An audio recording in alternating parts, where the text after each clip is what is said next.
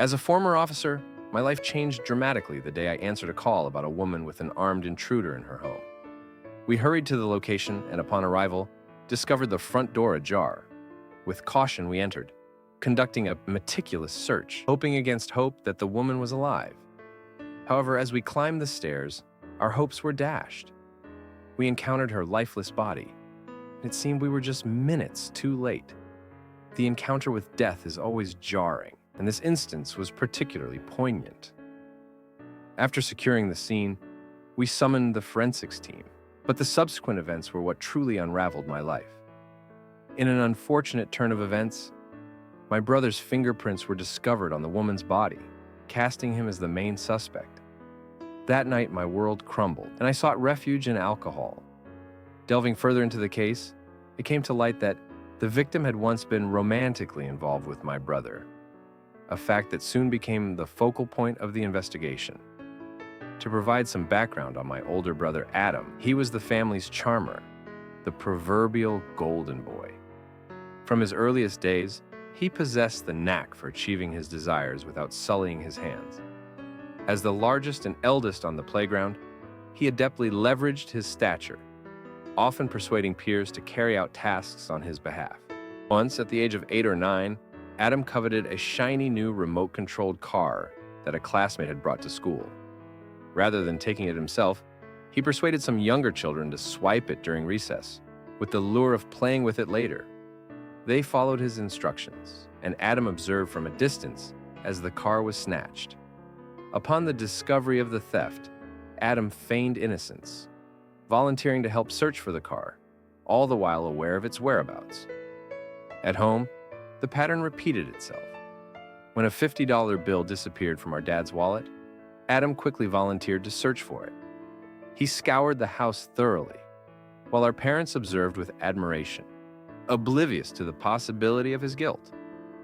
After the money remained unfound, they expressed gratitude for his diligent effort and even compensated him with an additional $20 bill.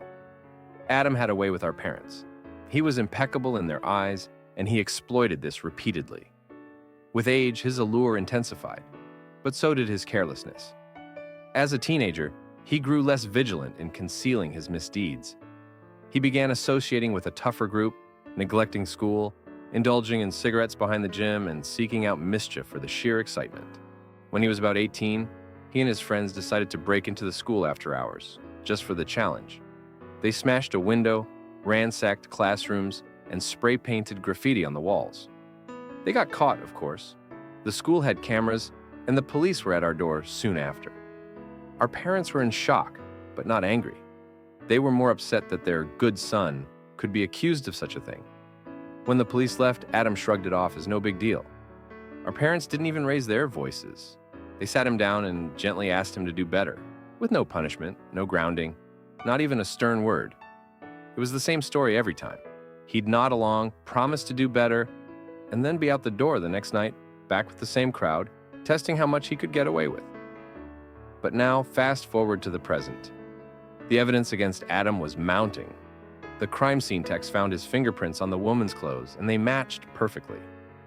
I knew I had to talk to him, but when I called, he didn't answer. Panic set in. For a brief moment, I started to believe he might actually be guilty, but I quickly pushed that thought away. I raced to his house, praying it was all a misunderstanding.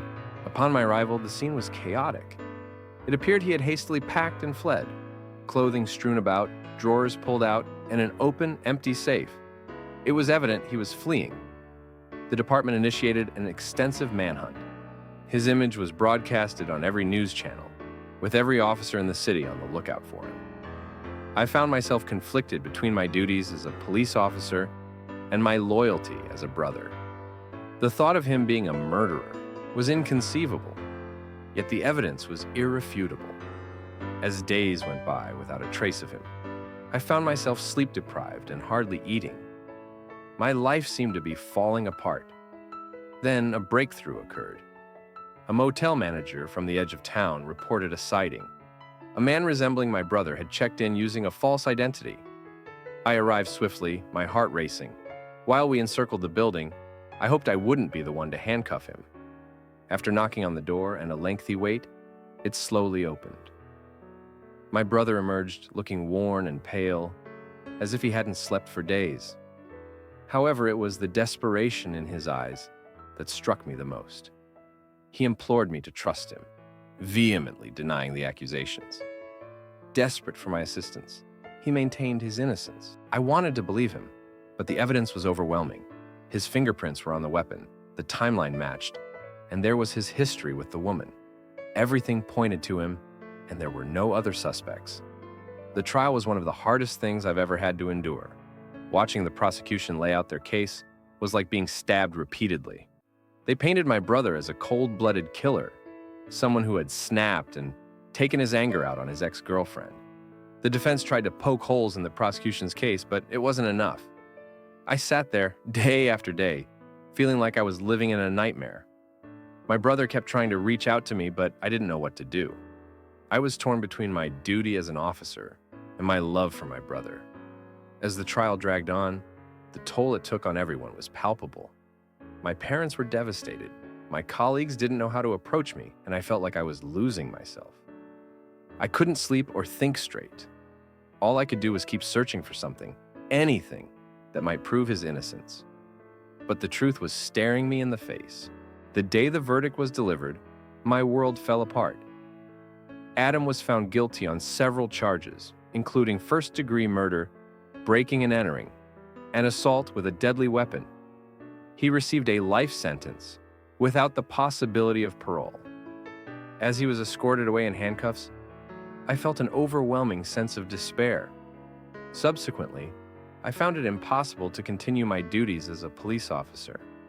Donning the uniform only served as a reminder of my failure to protect my brother. I tendered my resignation, gathered my belongings, and sought a new path forward. Months passed since his sentencing, and moving on seemed unattainable. Unexpectedly, I received a letter from Adam. Brief but jarring, it read, "I lied. I wasn't innocent, but I wasn't alone either. There's more to this than you know. I'm sorry." The revelation left me reeling. The implication of "wasn't alone" gnawed at me. I had to pursue the truth, regardless of the cost. I concealed the letter in a hidden place, resolute in unraveling the full narrative. I unofficially reopened the case, revisiting old leads, re-questioning witnesses, driven by a need to decipher my brother's cryptic message. The journey was arduous, but my resolve never wavered. I had to uncover the truth. After reading Adam's letter, I was determined to get to the bottom of her death and my brother's involvement in it. Thank you for watching. If you enjoyed our stories and would like to hear more, please consider subscribing to our channel. Your support helps us continue bringing you captivating tales and new content every week. Don't forget to hit the notification bell so you never miss an update. We appreciate every one of you for being a part of our storytelling journey.